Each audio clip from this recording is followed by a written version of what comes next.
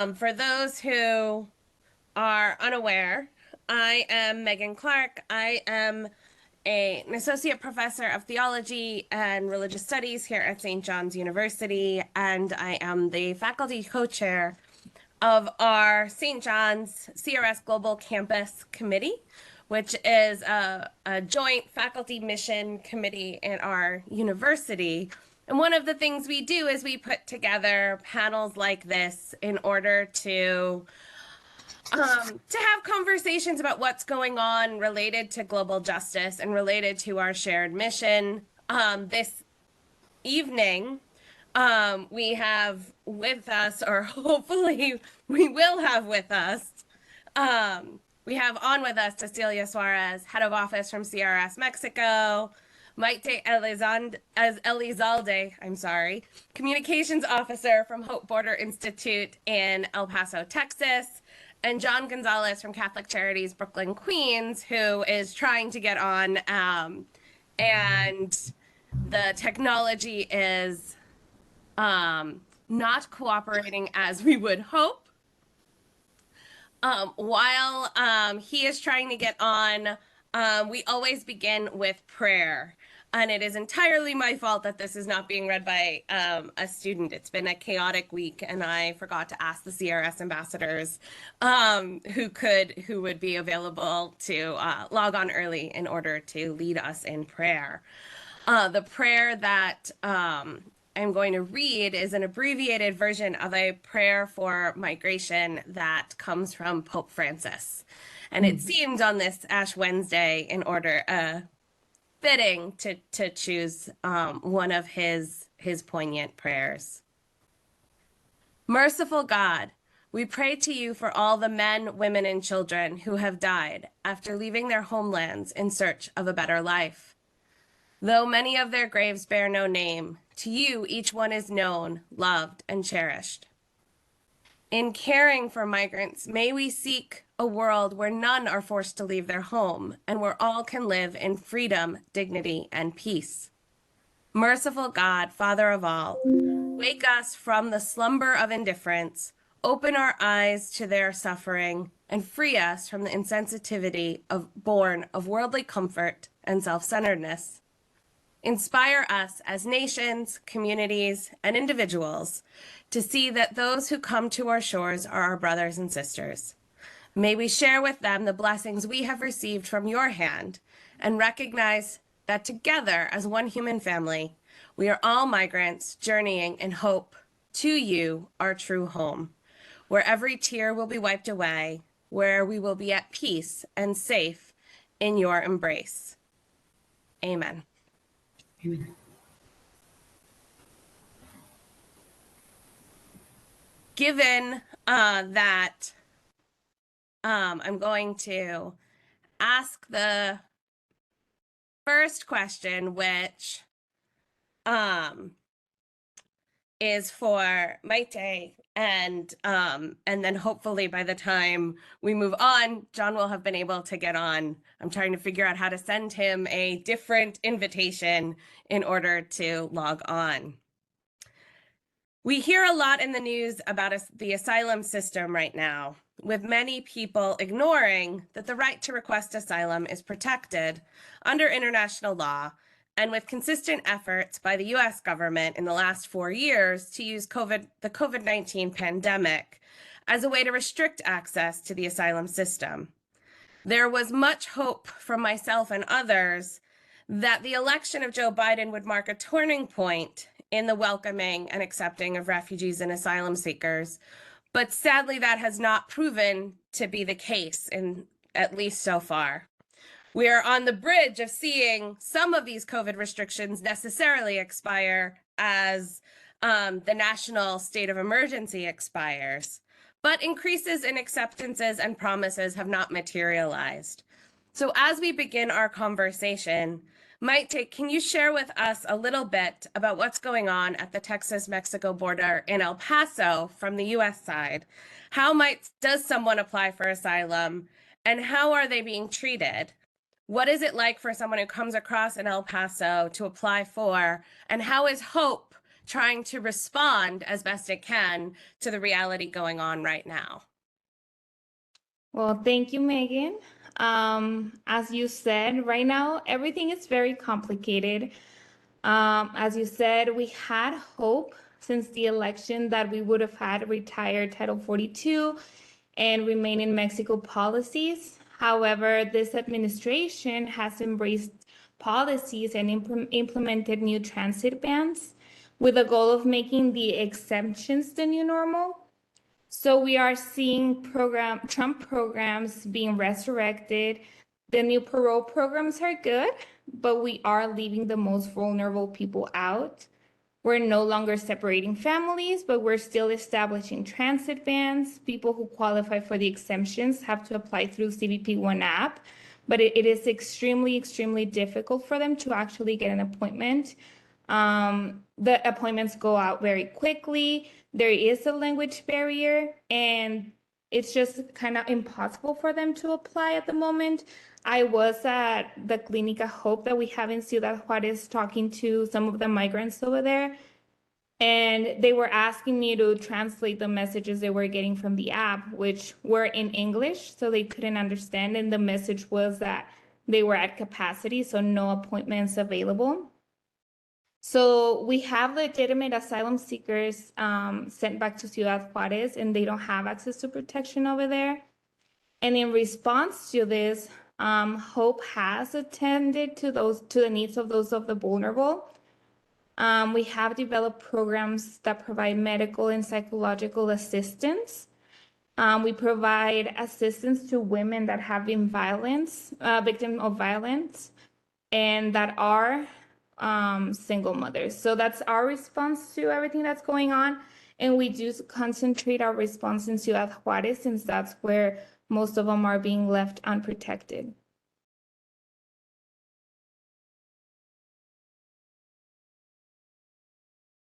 Thank you. Cecilia, what does this process look like from the Mexican side of the border? How does the U.S. policy that was just mentioned, Title 42, and for those who don't know what that is, that's the health protocol that was instituted to allow people to be expelled or capped out, claiming a public health communicable disease problem. The policy's been used to force asylum seekers to stay on the Mexican side of the border. What has this reality looked like on the Mexican side? And what is the reality looking like from the perspective of CRS Mexico and how you're responding? Because it's one thing for the US to say, well, we're not going to process anybody today. But it isn't like people are suspended in animation floating kind of above. It's the US is saying we're not going to process anyone today, but they're stuck, forced waiting on the Mexican side of the border, thus becoming a situation that CRS has to respond to.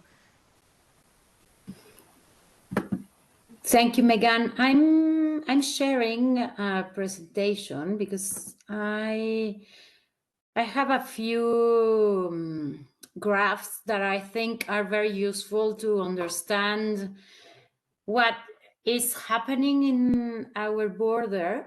And I think now I used to think that our border is like the picture of what is going on in the world.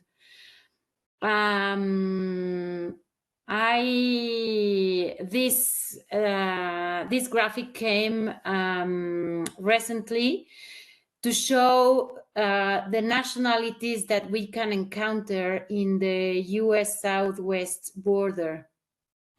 And as you can see, we have people from Russia, Ecuador, Haiti, Venezuela, Peru, Nicaragua, Cuba, Colombia, Mexico, Guatemala, El Salvador, Honduras. And we are seeing for the first time ever people getting into the shelters that are all over Mexico, from China, Taiwan, well, obviously we have Africans as well. So a lot of people are currently on the move. And as you can see in this graphic, Mexico is having a lot of people arriving to the border back again. And as you see in this one, that it's very shocking how the number of people from other nationalities that are not the Northern Triangle, that were the typical migrants, no, now are overcome by Mexicans and people from other countries. And well, the U.S. Border Patrol in 2022 have arrested 2.4 million migrants. So, Cecilia, sorry to interrupt. If you could click the bottom of your slide, so it will zoom in on the one you're talking about. the bottom of okay. So you are not seeing We're only seeing the first slide. Okay, you are seeing the one that says the top nationalities encounter at the U.S. border. No, we're seeing welcome migrant, the title. It's funny. What's going on? Your WebEx is not really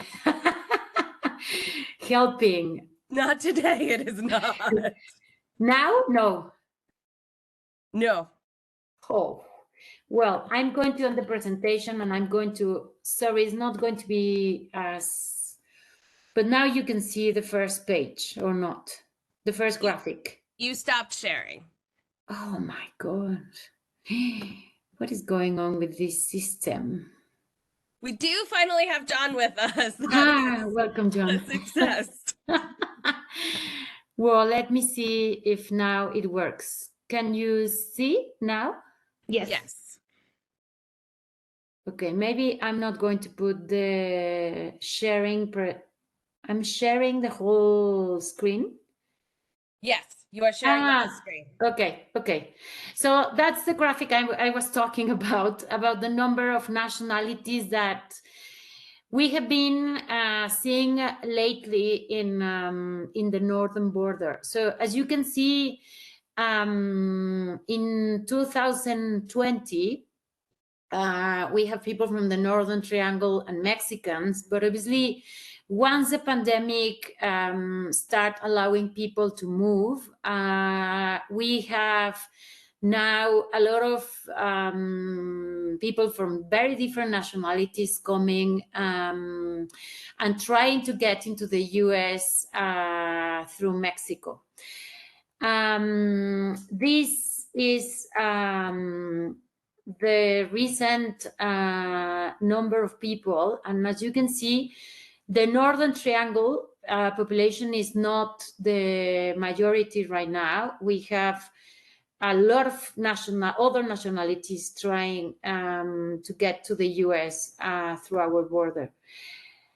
This is a recent graphic that Walla prepared, and it's helpful to show the Title 42 has selected nationalities. So at the beginning, it was designed for people coming from Mexico and from the Northern Triangle, as it was a preventive measure in theory, for preventing COVID-19 spread out to the US. But then the US government started adding nationalities, and now Nicaragua, Cuba, Haiti, and Venezuela are under Title 42 as well. But there is a lot of people that are being expelled under Title 42 that are actually not from these countries.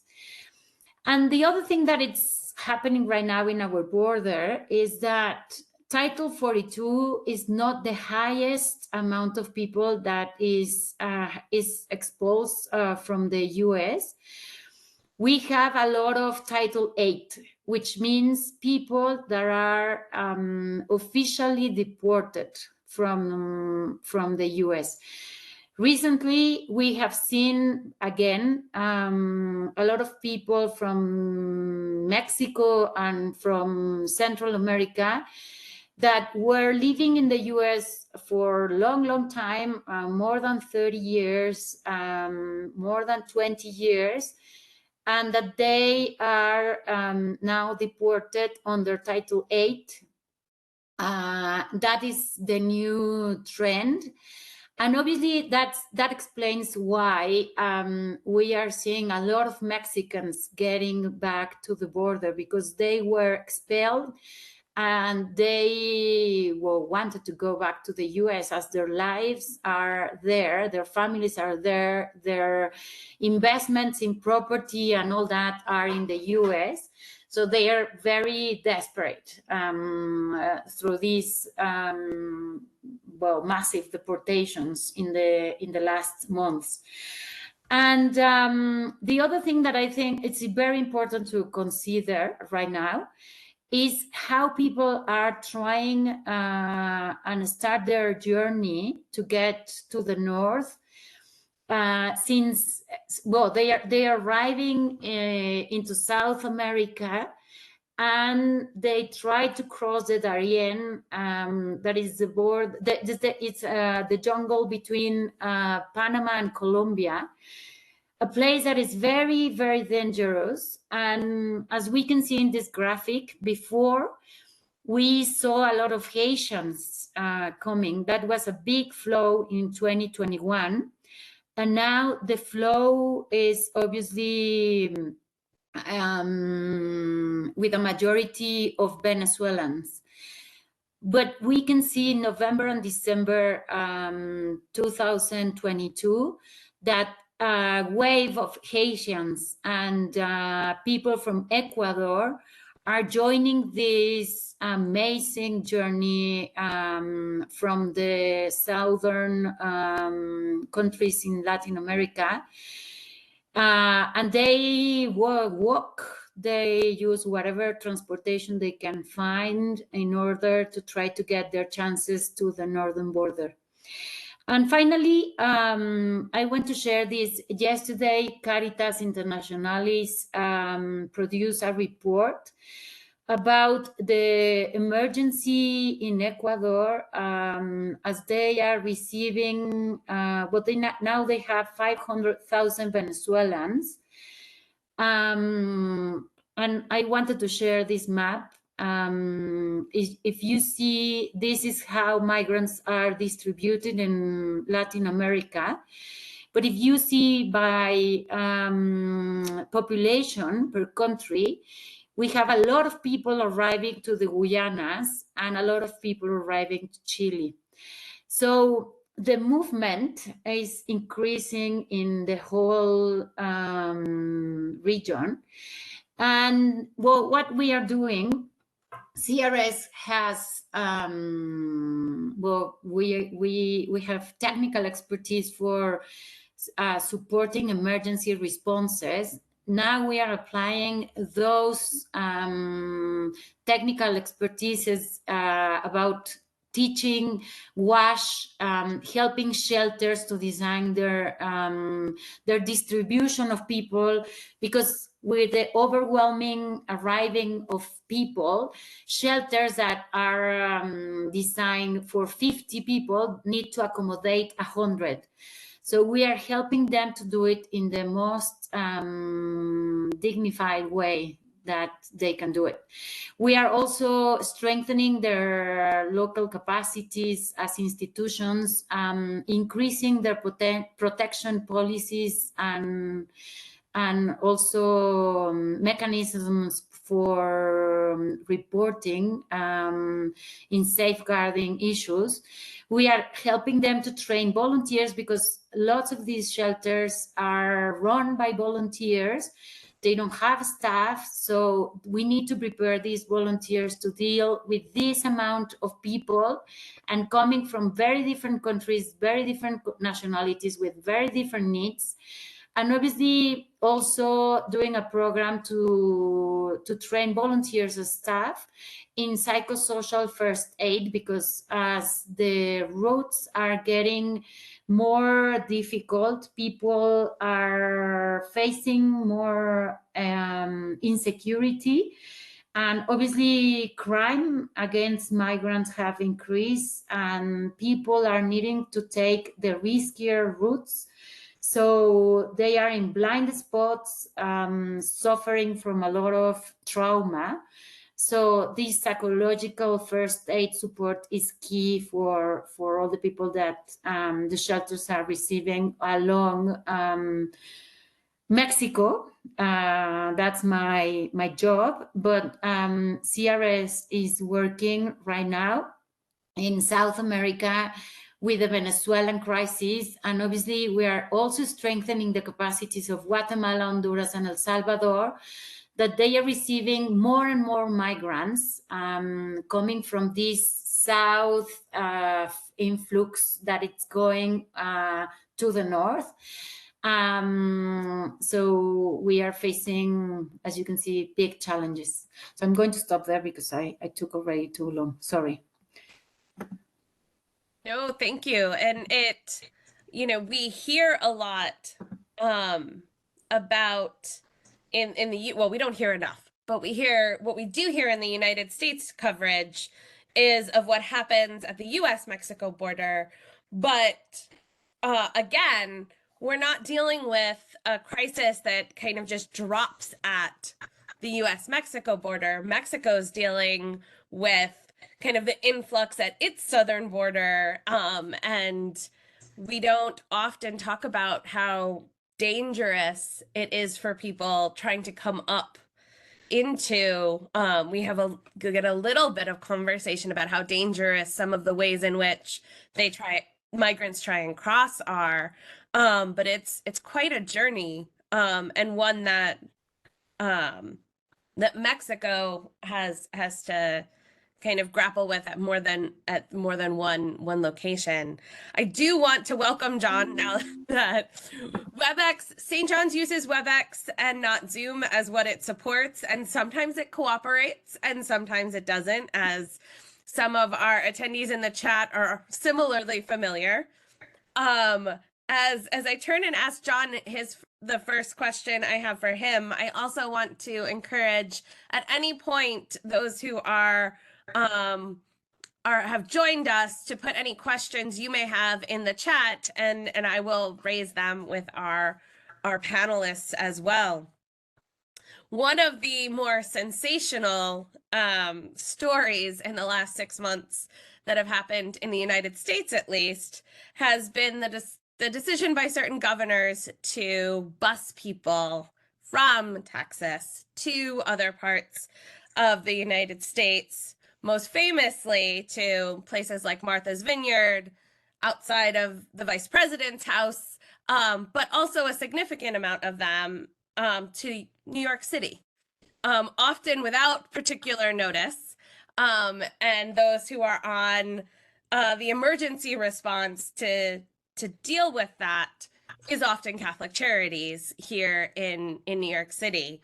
And so, John, I would just ask if you could share a little bit about what's been happening here in New York, and how has Catholic Charities been attempting to respond to this particular moment in the migration crisis as it hits Sure.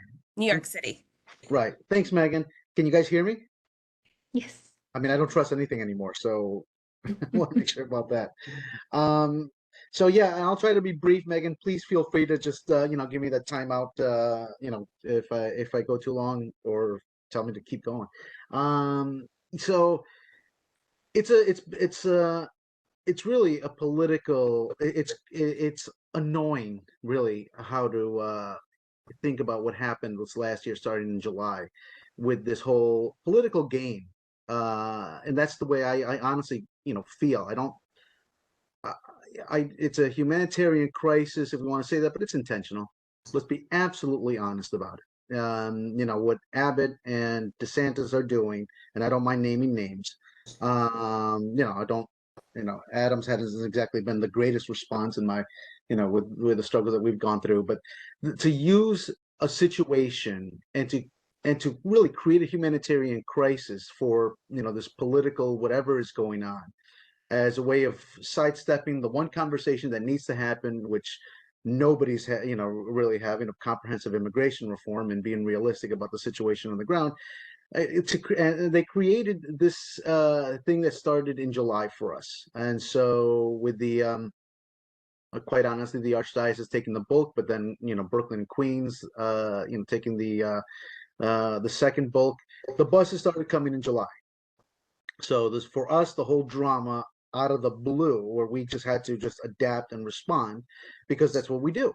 We respond, and especially when there's no way out of responding, because the buses came right to you because they were directed to go to Catholic Charities. And I was always wondering why. I know Clinic, the Catholic Legal Network, might have said something like, this is how we respond, and maybe the folks on the ground said, well, this is what we're going to do, send them directly to your steps. And so late July, the buses came, and we had to deal with a deluge of Venezuelans, for the most part, Venezuelans and Colombians. Colombians were always sprinkled in from the very beginning. Everybody else was an absolute minority, but there always was a little sprinkle here of the Haitian community, Nicaraguan, Ecuadorian community, and at that time, I would not say the Russians. They came later. But certainly at that point, a deluge of Venezuelans with Colombians.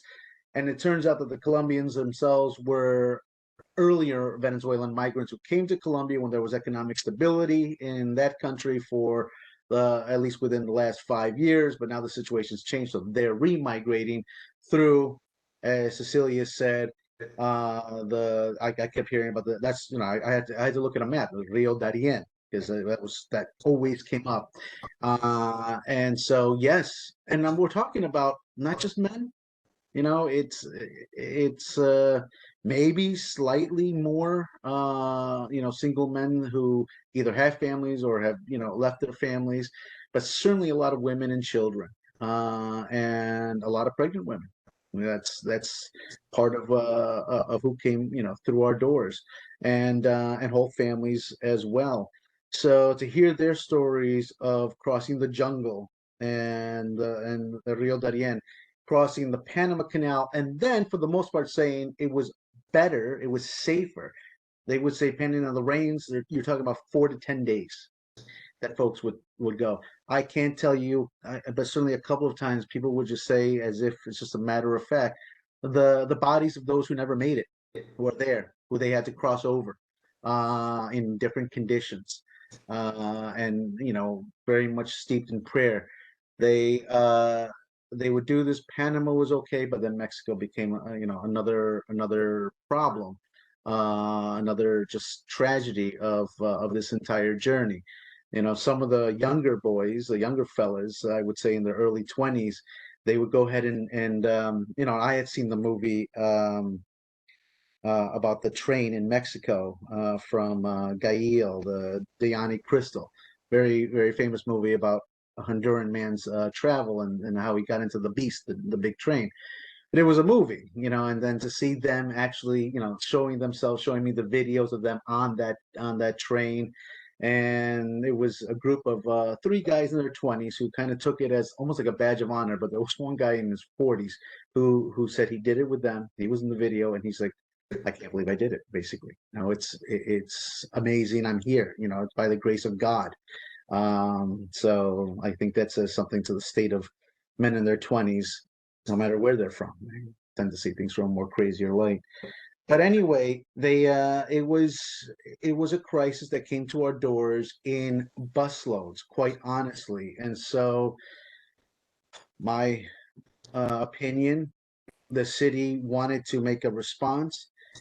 The city was better at responding politically with words and with promises, but it was really Catholic Charities. And I think to be fair, the city did realize that maybe not immediately, but at some point that what, this collaboration better happen. We responded because we needed to respond. This is just our mission. So So we did what we could, and we transferred what we had as a walk-in center, a community outreach center where typically it's appointments and all that, and we just changed the model, to respond to these walk-ins and to at that time get them into the shelters. I would say that response shifted, thankfully, sometime by the end of August, where at that point we were seeing, or early September, where we were seeing folks who already had been, thankfully, over at Port Authority, taken into a shelter system, still now contact with social workers. So they were, the best guide they had with themselves as their own community. And, we would see a lot of the folks. That again changed, I would say, sometime in November, where social workers started really showing up at the shelters or working with them at the shelter level. So there has been, a move into how we respond to this community. The community itself, like I said, in the beginning was a deluge of Venezuelans sprinkled with Colombians and then sprinkled with others. That changed. The Haitian community, I would say, grew in response. At some point, the Venezuelan community kind of teetered off a bit, and the Ecuadorian community came up. Nicaraguans were always, slightly there, but they never grew. Now, I don't remember the last time it must have been couple of weeks since I've seen a Venezuelan. I still see a sprinkle of Colombians, Ecuadorians, and now the Cuban and the Haitians, and the Russians. And I don't mean Ukrainians, folks, by the way. I know we have in southern Brooklyn. I've gone to the church that's addressing their issues, but the folks who are going into Mexico and crossing the border are Russians. Which I'm very attentive to because our staff doesn't speak Russian. So I'm, just using the translator and all that. And today's Russian actually spoke Spanish. So I was like, yay, that makes it a lot easier for me. But the needs, let me just briefly talk about the needs. They come, when we get down to the reason, it's economics. It's economics. They might try to put it into like a political thing because they know they have to put a political thing, but when it comes down to what they're looking for, it's really economic stability. The situation in Venezuela and Colombia has been economically untenable, and that's what they tell me. The situation was different maybe 5 years ago when Venezuelans were moving. Well, not for Venezuela, that's been steadily going down. But then, the move to go to Colombia itself, and now Colombia is becoming itself economically unstable. We know what's going on in Nicaragua. And so instability, all Haiti. I mean, that's, I think, self-explanatory. So that's an interesting just move of folks that are trying to find any opportunity. So when we see them, you would think that doing the asylee application is a priority, and we kind of try to convince them that it is, that maybe it should be if you don't think so. And we're still adapting to create pro se services so that the application it's in on time. We'd rather they keep a status if they have it. And then, of course, the reward there being you can get work authorization 5 months after your application is actually submitted. So this is, and they want that. That's the big need, by the way. I'm sidestepping that. Jobs. They're here for economics. They're here for some type of economic stability. So the eyes get wider when we talk about workforce development. And I, refer them to some of our partner organizations in the beginning that we're doing OSHA training and giving some type of bulletin resources regarding where they might find jobs.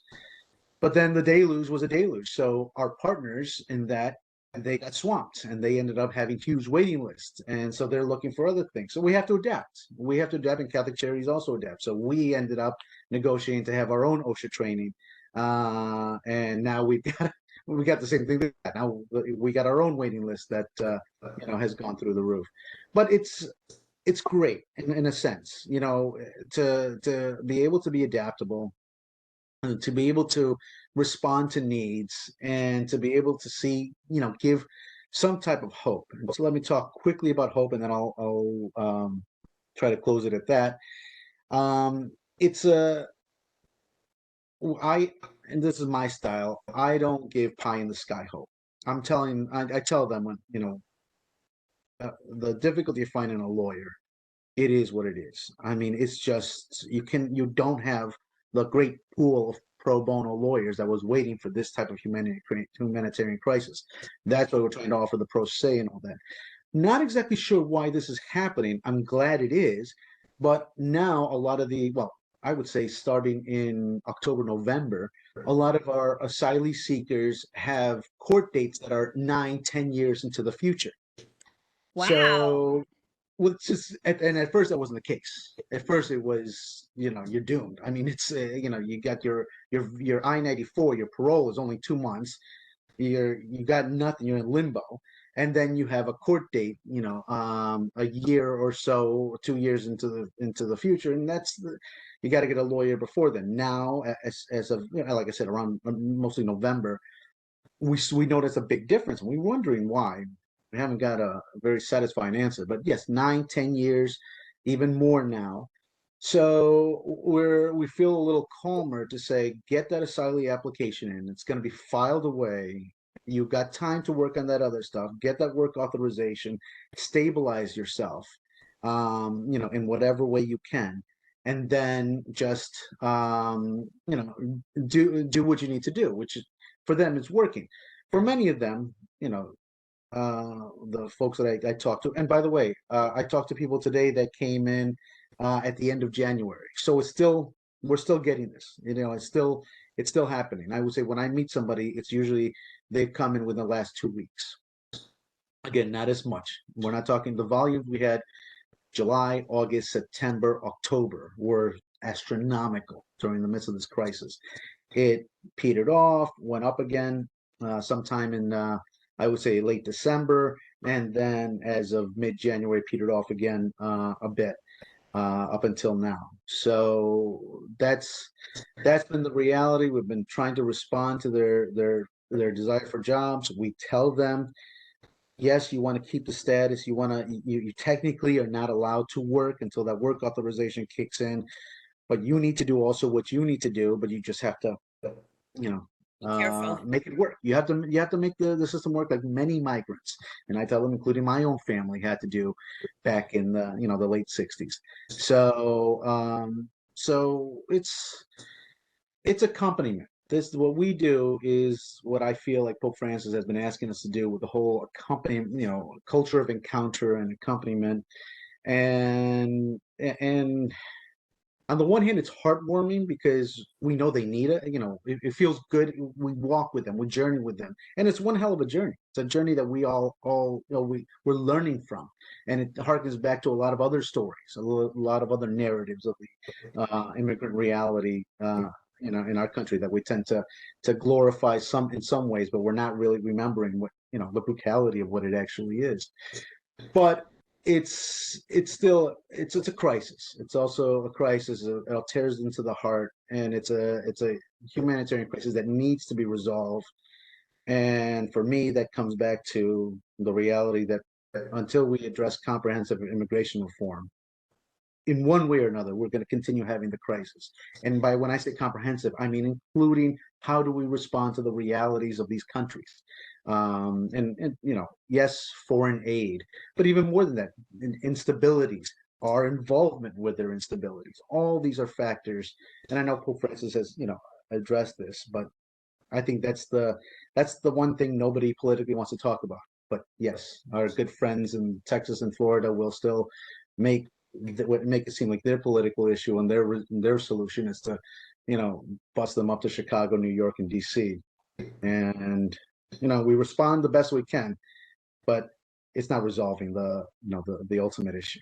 Well, and one of the things that's particularly so back in last year, I was down in El Paso, and we went to Suarez as well, and with some members of Hope, and one of the things that struck me was, and it came up, and I just want to see kind of how much Cecilia and Mayte are seeing this, is the people who are on the move again. Mhm. right? And so the Haitians that I met when I was at the center, the welcome center, that the name is escaping me. I was struck by, it was a Haitian family that had been in Chile. And as things had become less welcoming for immigrants, and they'd been there, this young woman had been going to high school in Chile. Um, During COVID, you had more people on the move. And so you ended up with, migrants who had, say, fled a particular either violent situation or economic instability situation, who had settled and had begun rebuilding their lives in the last 3 years, not just from COVID itself, but the ways in which we've seen more economic instability and responses. It seems like part of what we're seeing isn't just the waves of migration from kind of right now push and pull factors in countries of origin, but a lot more people who are feeling the need to move for a second or third time.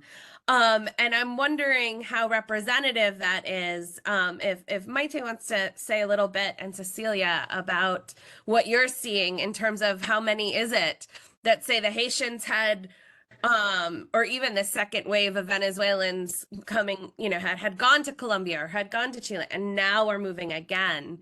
Is that a lot of what you're seeing? I don't know who's going first. You go first. Okay. Yes, so I have heard those stories. I would not be able to pinpoint to a like exact number. But when I visited the shelter in Ciudad Juarez as well, that was one of the most common stories I was hearing. Like, no, I'm originally from this place. I moved and now I'm trying to get to the US. So that is very common. Yes.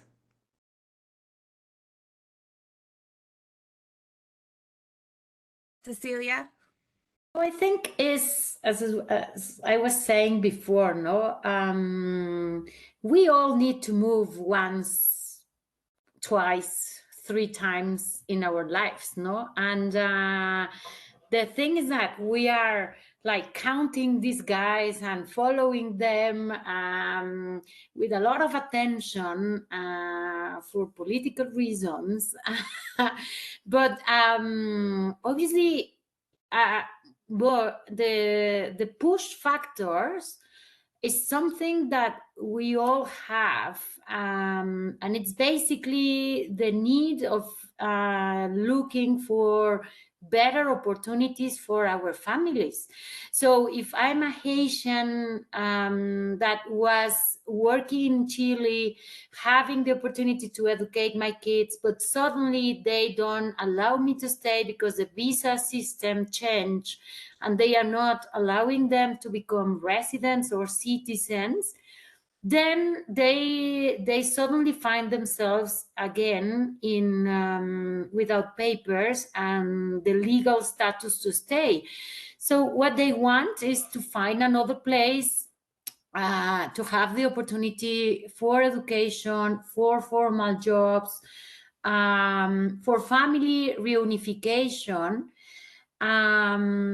study opportunities. So I think that's what we all look for, no? And we did a study recently in Guatemala with 755 youth, to see what were the push factors and the pull factors. And obviously, one of the things is a study opportunity. So they want to go to school, they want to have the opportunity to go to higher education.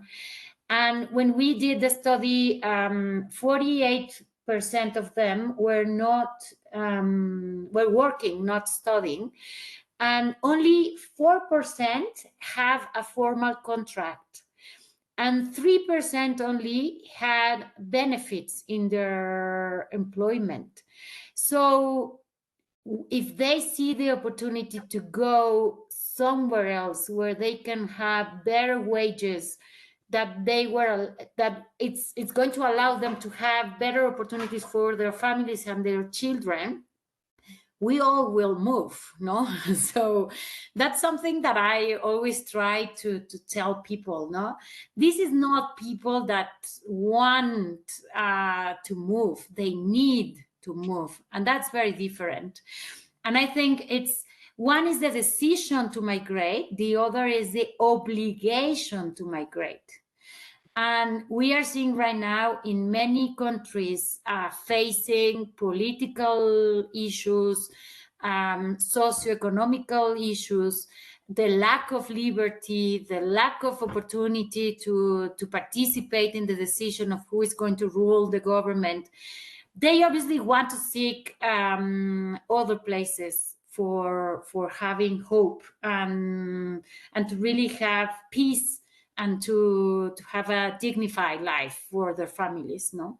So for me, that's the reason that people keep moving, and that we all move if we need, no? I would like to add some on what Cecilia is saying, that I completely agree with her. So migration, it's a worldwide phenomenon, right? So around the world, 100 million people are on the move. Half of them are children. Children do not move just because they're moving with their families, and this is for necessity. So actually, Hope Water is also doing a report right now on root causes of migration. And the number one thing is climate change. So the climate change in certain areas, it's affecting agricultural jobs. So what happens? These people don't no longer have any jobs, so they have to migrate within the region and then further away, like to the US. So there's climate change, then global inequality, which connects to violence, then insecurity, lack of jobs, no access to education. So these are families, children, single mothers that come to the border, coming seeking safety, looking for a better place to raise their children, and looking for a dignified life without the fear of not knowing whether they'll make it to survive or make it to have food, be able to provide food to their children. So, Well, and climate change is having such an impact on, there's agriculture as an industry, but it's also kind of where people live. And as the climate, sustainable communities just aren't sustainable anymore. And we see that, I mean, I don't think there is a country where that's not kind of something that's motivating where people are or aren't living and where they are or aren't moving. And one of the things I wanted to ask each of you is what I was struck that was being highlighted by all three of you is that migration is a human phenomenon. We all move for jobs. Whether or not I've lived in 3 different states in the United States because that's where school and employment was having a conversation, and this is out of the epitome of privilege, but having a conversation about how someone was deciding to go to graduate school. And one of the things about graduate school is where you live depends on where jobs are at a given time. And we rarely connect that to those who are currently trying to migrate into our communities today in ways that connect to our own movements and our own and it seems like that helps us maybe get at what Pope Francis is always emphasizing, which is the dignity question, right? And he uses the kind of the framework of welcome, protect, promote, and integrate as what we're called to do. And Hope, Catholic Charities, Catholic Relief Services, right? All of our Catholic ministries in this sense seek to embody that. And you all work not just kind of on these as sociological issues, but on the front lines of working with people to accompany people. And so I just wanted to take a moment and on that human level, ask each of you, what to you does it mean to welcome and accompany with dignity? And maybe I'll start with John and then Cecilia and then Mayte. Well, for us, it's just I mean, I go back to July, when this hit us in the face. It's just being there with them, hearing their story because they were willing to talk about it. I mean, and I told them it's one of the things I would do in our sessions, in our initial case management sessions with them, is as we made referrals for them to go to Catholic Migration Services, the Archdiocese, Immigration Center, is we gave them notebooks. We gave them notebooks, and I said, what I would suggest you do, because we gave them a lot of referral sheets too, and I took it as a university class because I also teach at St. John's. But I said, and I tell them this, I was like, I'm also a professor, and I'm treating this right now in that way. Here are your syllabus assignments for you to study. We're all, we're working with you to move out of this. Since you're at a shelter, and this is an opportunity for you. Here are some things for you to be aware of the details. I'm going over and referring you to very specific places, but get to know the layout of what the Mayor's Office of Immigration Affairs, offers. What are the rights, here? So we gave them usually three packets of information, including one on how to understand their immigration papers, the I-385, the I-94. We wanted them to be aware of this, of all this. And then we would spend time. We would usually have them not just like one-on-one at first, because we really couldn't, but as a community, for them to share their story, to share their reality. So the notebooks for them was my suggestion was twofold. You need to process this. That's the human thing to do. And I'm not, with everything that was being asked, we weren't going into the area of spiritual direction. But at the very least, I wanted them to do something that they could do as far as journaling, to process the stories, because they needed to process those stories. Then I said, do that, keep the first half as a journal, turn to the last page and write the questions that come up that you really need answers to, so that when you get that moment, that consultation with the lawyer, it's just, you're only going to have half an hour at the most, 15 minutes probably, of consultation. Target the questions, make sure you don't forget it, because you don't want to be caught in a moment where you have an opportunity, you ask what you ask, you go back half an hour later, like, oh shoot, I really wanted to, but I forgot to ask about this or whatever. So it was a way of, we're accompanying them and giving them the resource for them to process this, because they need to. I mean, it's such a huge issue. And in the journaling, I would tell them, write about the journey, because this is a once in a lifetime experience for you, and as it is for me to tell about, what my father went through. It'll be an important story, and I wish my father had journaled. But an important story for your descendants to be able to look back and see, how harrowing and what the struggle meant for them, so that they don't forget. Because I think one of the biggest errors that we have, we're a country of immigrants who forget about our migration history. So for me, Really that's good part of point. accompanying, just being able to help them process what this is, while we're kind of guiding them into some possibilities for the future. Cecilia, what has accompaniment and welcome with dignity meant for you? Well, I think one of the things that we can do very easy is to change the narrative, that we can avoid the hate speech, promote the xenophobia.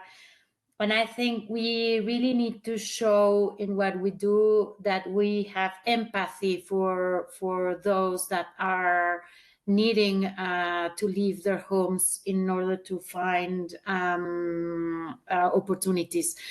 And I think the church has proven to be a sanctuary for all these people in need, for the vulnerable ones. So I will also,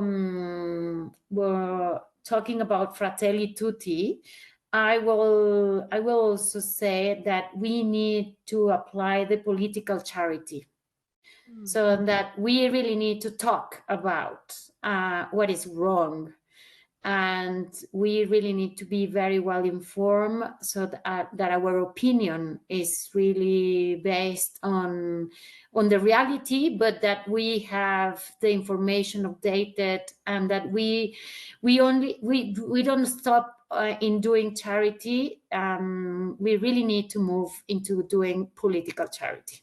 Mm-hmm. It's a powerful point in for the section of Fratelli Tutti, the one on political charity. Mayte? So for me, what it means is recognizing the humanity in these people and meet their needs not only as humans, but as our sisters and brothers. So they've come and they've endured so much stress for themselves and for their families. So I believe that providing a safe space where they can finally breathe and take a moment to kind of realize everything that they've been through, just like John was saying, processing everything that has happened to them, and being able to accept the families into our community and provide them with a safe place, provide them to the tools they will need to be successful in this country, like being able to manage the system once they're here. We need to give them those tools. We need to recognize them, and we need to assist them spiritually. They come with a lot of grieving, carrying so much pain in their hearts, and we need to be them spiritually as well.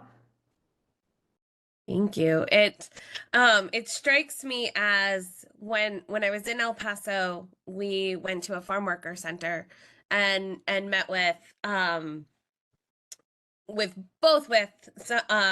agriculture worker as well as one of the organizers. And it was one of the organizers who said that, and he was echoing, referring to his understanding of Pope Francis, and he said, the act of migration is an act of resistance. It is a refusal to be thrown away, if we think about the throwaway culture. And it stuck with me, this sense of, that it is an act of claiming your own dignity, an act of resistance. And how do we align ourselves with those who are standing up and saying, and to amplify their voices, and amplify their stories. As we close off, I do want to ask, does anybody know what percentage of asylum seekers are able to wait in the US for their hearings? I'm guessing that it depends on where, if they're not caught in Title 42, where they're kind of not allowed in at all, versus if they get to New York, then they get to wait. Am I reading that right? I think right now the percentage is probably fairly small until Remain in Mexico goes away, until Title 42 goes away, which will be happening. As we conclude, I do want to ask each of you if there was one takeaway that you would ask people to go and do or look up or remember, what would it be for each of you? And maybe I'll start with Cecilia as I try and rotate who I start with.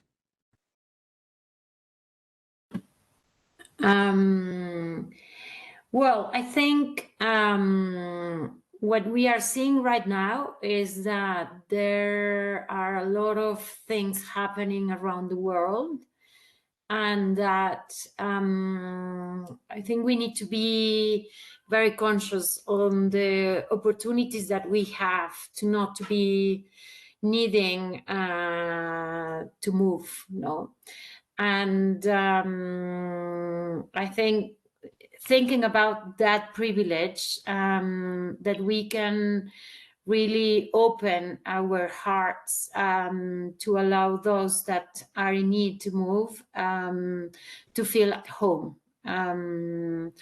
And that's something that I always try to think, because I think it's challenging. We all feel fear.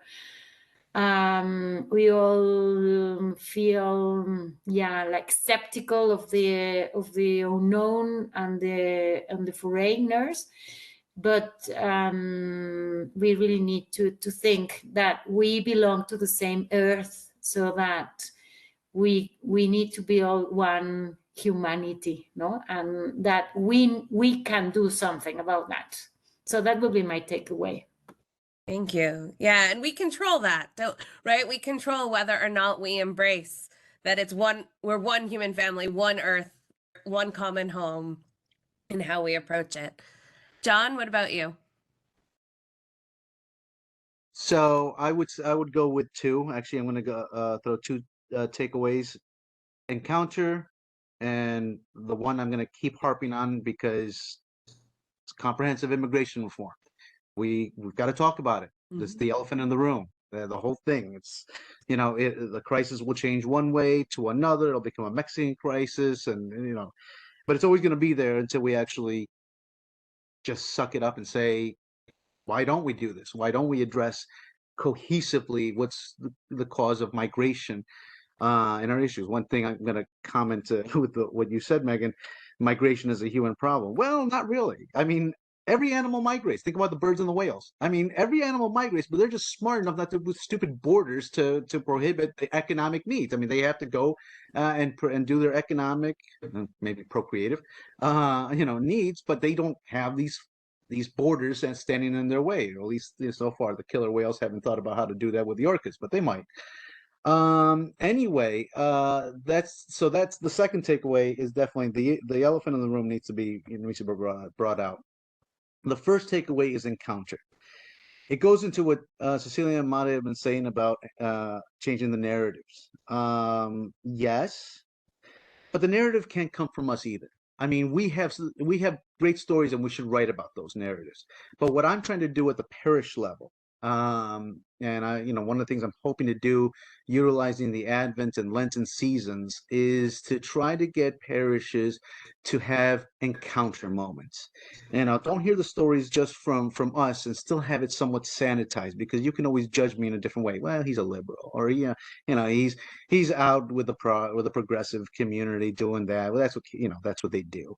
But no, go out and get the opportunities that we create, either through our resource fairs, where we intentionally go to the Siley community, or the OSHA training, or the clinics that we create, and we'll use volunteers. And I try to get parishes to think about, give them the opportunity to go out there, to know, to serve, and to talk with them and hear their stories.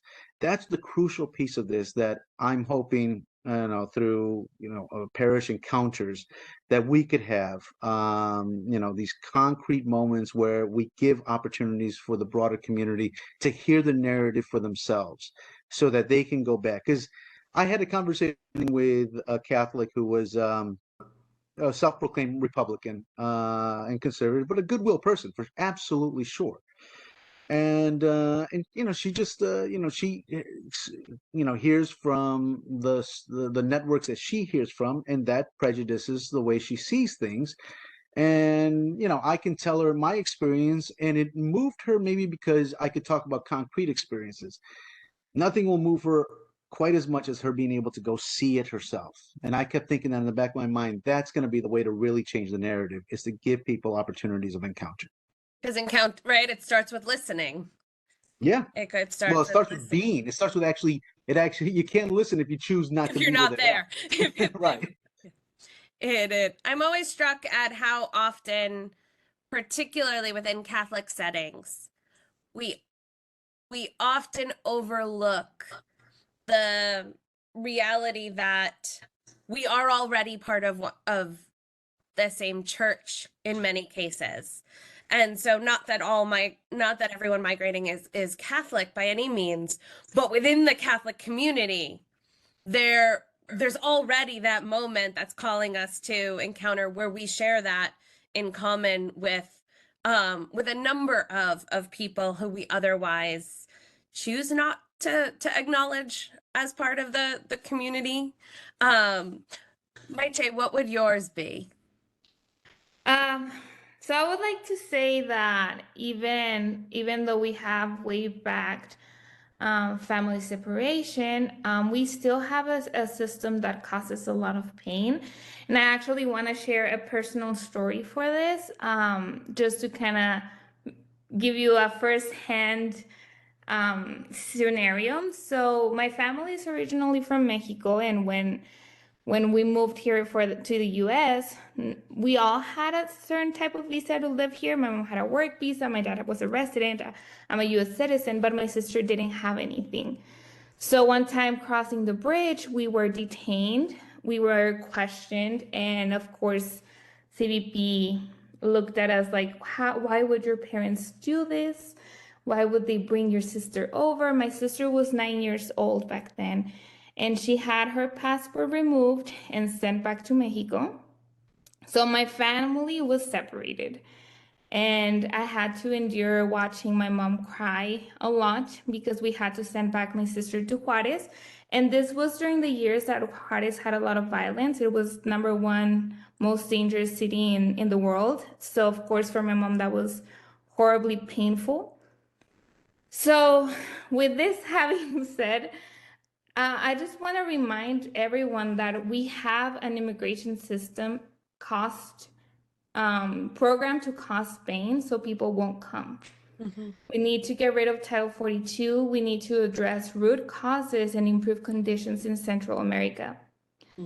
But even though all these are horrible situations, I want to always be grateful to the El Paso community, who has demonstrated each time that it is a welcoming community, and it will continue to be an example for the rest of the nation of how we can welcome our sisters and brothers with dignity. We have seen a lot of work from the community helping us. They volunteered. We have the shelters they go. So I'm very thankful for the community here in El Paso that's doing a great job, and every other charity and Catholic churches that are working with us as well. It is El Paso is it's a remarkable city, and it's a place particularly, not just with the wonderful work you all are doing, but with Bishop Seitz as well, really, where the church is really coming out and speaking and acting with one voice that is dignity and welcome first. One of the reasons I was so glad that all three of you agreed to be part of this conversation is because no matter where you're getting your news right now in the United States, the fact that what the brokenness and the human cost of our current situation, our current laws, and our current process, it touches New York. It is, it is an acute reality in both El Paso and in Mexico. And again, until we have comprehensive immigration reform, until we have a coherent human process on the US side, it is going to always be very difficult on the Mexico side in order for the Mexican system and for Catholic groups like Catholic Relief Services in order to respond, because of the way in which the push and pull tied to the United States has a disproportionate impact throughout the whole process. I apologize for the technical glitches, but I'm very grateful to the three of you for joining me today. And this conversation will go up on our YouTube channel And I hope will be something that our students and faculty will be able to, among other things, use to really reflect and perhaps even pray with this Lent. So thank you very much. Thank you. Thank you. Thank you. Thank you, Meghan. Nice to meet you all.